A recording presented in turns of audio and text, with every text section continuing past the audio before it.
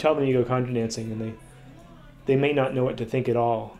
If they do know a little bit about it, they probably think it's the same thing as square dancing, which it definitely isn't. It's got a much more relaxed feel to it. Okay, one of the misconceptions about contra dancing is that I think people think it's kind of a hillbilly thing.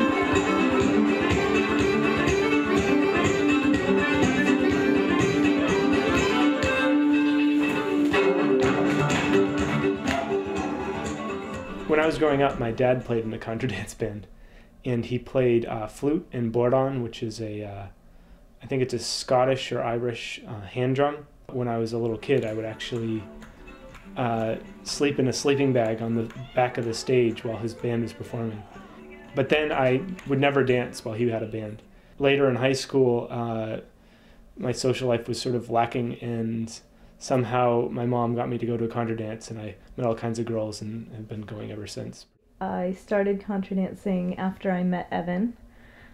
He brought me to my first contra dance, and I was kind of nervous, but it really wasn't too hard, and once you get through kind of half a song, it was pretty easy, and I loved it right away.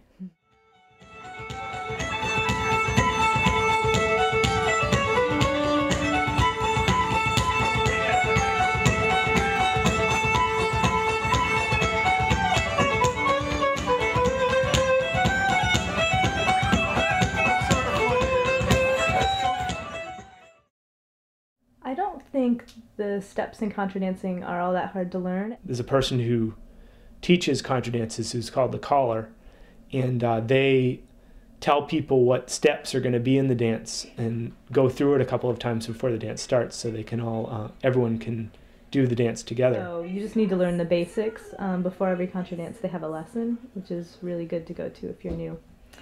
Go forward and back. And with your current neighbors, do a star right. Same neighbors, star right. And as you come out of that star right, that's your right hand star. You put your left hand in with your new neighbors for that left hand star to start. So just simple moves like an allemande, which is where you grab someone's hand and walk around in a circle. Those are pretty easy moves.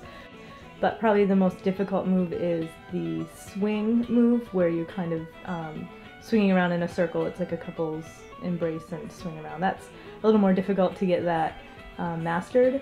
And then also a move that's called the Hey for Four, which is kind of a snaking through the crowd sort of a move that can get kind of confusing if you're new.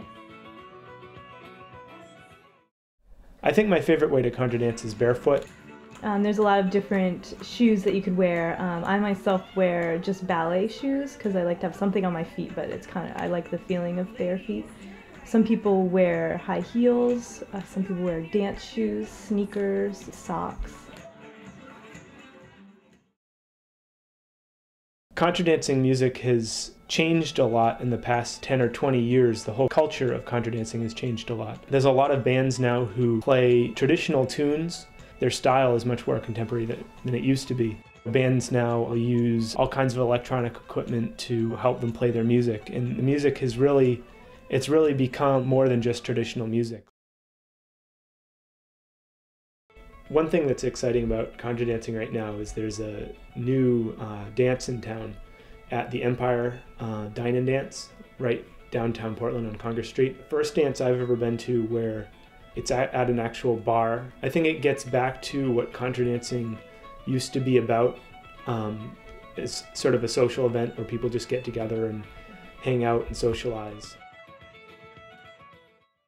Wherever we would go around Portland, or we'd go to, like a community fair or something like that, Evan would always be waving to people and, saying hi to people, and I wondered how he knew so many people, and the answer from him was always, oh, that's a contra dancer, that's a contra dancer.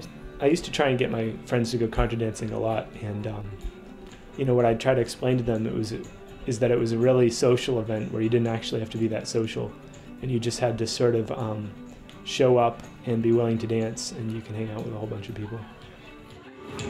Lot lines.